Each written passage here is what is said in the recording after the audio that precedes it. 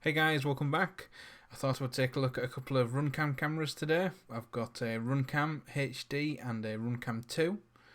Originally I ordered a Runcam 2 from Amazon. I got it at quite a cheap price, it was £40 or thereabouts.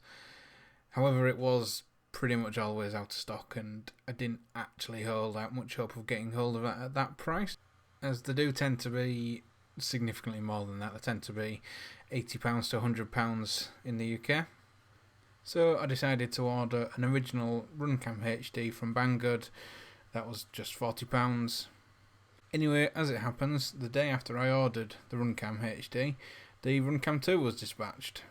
So I thought, well, it's a good opportunity to unbox them together and compare them.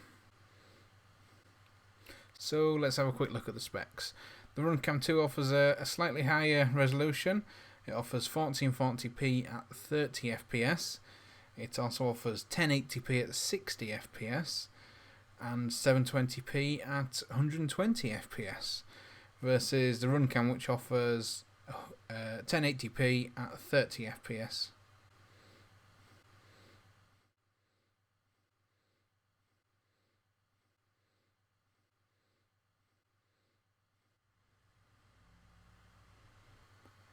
So now that I've finished actually fighting to get into the Runcam HD box, let's take a look. The very first thing on top of the Runcam HD is just a quick start guide. There's the camera sat on top.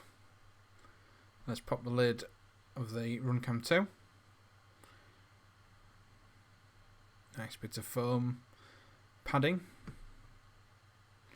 The camera on this is sat at the top left, nicely surrounded by some soft cell foam. No lens cap with the Runcam 2.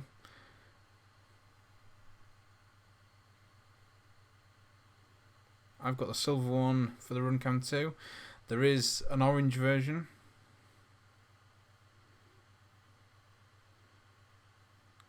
More guides. Always very interesting. Yeah.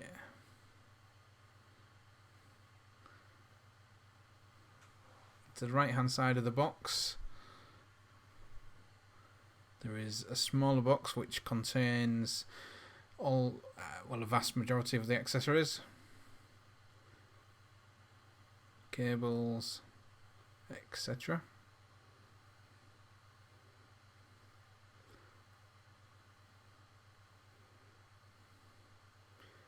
Underneath the original is nothing.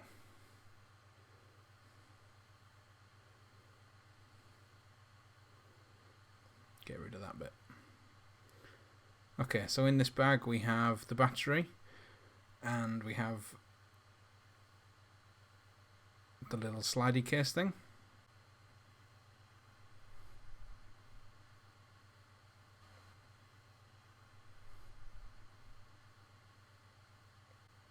So this little slidey case thing, you can actually use that to be velcroed onto, well, something else. It also interfaces with the tripod mount.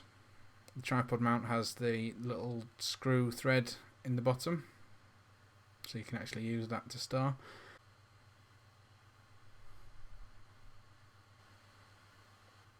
The slidey case is incredibly difficult to actually get the camera back out of, as it is so new. I'm sure it will slacken up over time. Okay, the battery. Little pull tab on there. That's just to remove it with later if you need to.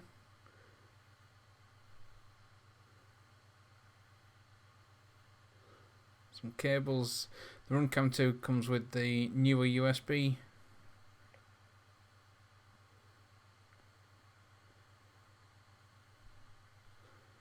And this is if you want to use it for FPV flying. You've actually got the USB end along with a power and a video out. And then cables are actually silicone wrapped, so they are very flexible, very easy to work with, so that's nice. A little tether. possibly useful. May save you actually losing it. However, there isn't actually anywhere to mount the tether to the actual Runcam itself. You can only mount it to the little slidey case thing. And as I mentioned, that's the tripod mount. Another lens sunshade thing. Don't know the proper name for them. Couple of bits of Velcro, orange Velcro, nice and stand out, I guess. Couple of 3M sticky pads as well. Not quite sure how well they would actually stand up in the event of them holding the camera onto a quadcopter in a proper crash. Obviously the Velcro is going to be a lot more sturdy for that. Okay, so that was the Runcam 2.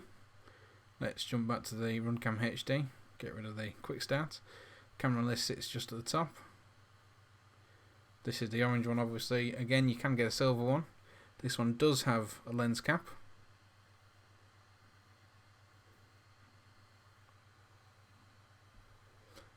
Obviously that's going to be nice just to keep the dust off or anything like that when you're not using it. So not a huge deal, but a nice to have. Okay, underneath the camera and the box and all the extra padding stuff, we have stuff. First thing is a little Runcam branded like cloth. Use that for cleaning the lens. That's quite a nice little touch. Just a little microfiber cloth. Beautiful.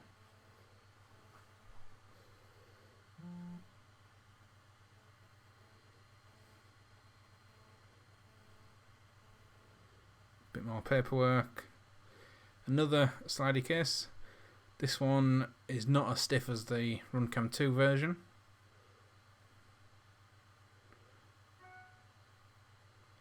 Not quite as stiff, but it is still fairly stiff, and you're not going to lose the camera out of that by accident. This one is the older USB type, and again there is the video lead and the FPV leads with the power and the video out.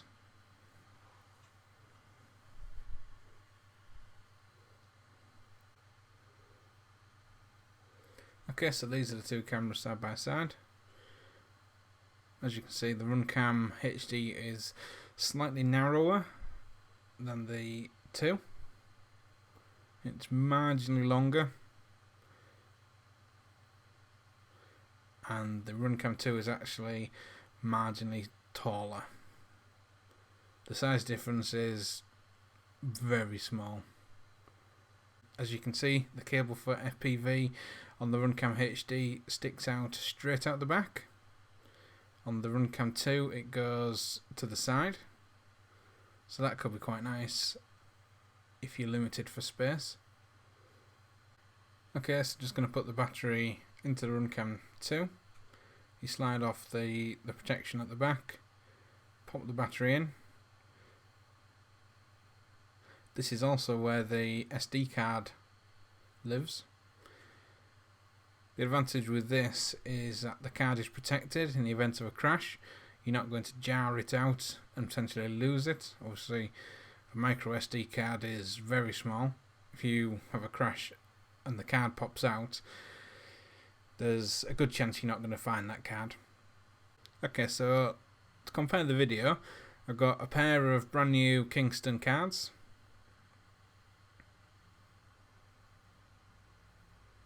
These are both fresh out of the packet.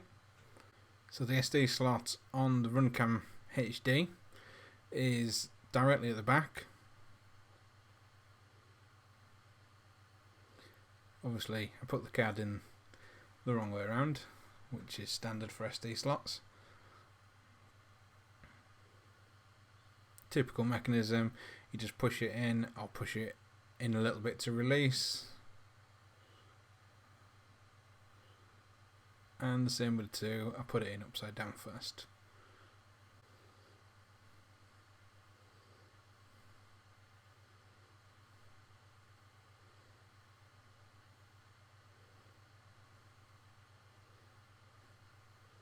Okay, so for the tests, these are straight out of the factory. I haven't actually changed any settings. The one on the left is the Runcam 2. The one on the right is the Runcam HD. So just walking around my garden. Underneath the trees it is very dark. So testing that versus looking into quite a bright sky. It's not direct sunlight, but the sky is quite bright. The Runcam 2 certainly seems to expose it a lot more, to the point of overexposing, I would say. The HD just feels a lot darker. Moving between the lights, I feel that the Runcam 2 can handle that a lot better. The colours do seem a little more washed out on the 2. On the actual setup, the Runcam HD has an application that you can use, either run it on Windows, or there is an online web application that effectively downloads the settings from the camera and then creates a new settings file which you have to dump onto the camera itself. That then sets the camera settings on the next boot. I found this process very fussy. It didn't work on either of my Macs. It didn't work on my Windows 10 PC. I had to use a Windows XP machine that I have kicking around. The Runcam 2 that uses Wi-Fi, I found this much easier to use. You can change settings on the fly. You can use it to line up the image so you know where you're pointing effectively. With a little bit of tweaking, this is the kind of image that I was able to get. I just changed the metering. Compare this to the out of the box image and I'd say it's a lot more true to life. So there we have it. That's a high level look at the Runcam HD and the Runcam 2. We've taken it out of the box and had a bit of a play in the garden, had a look at the light handling and just a general look at the features. Overall, I think both of these cameras are great.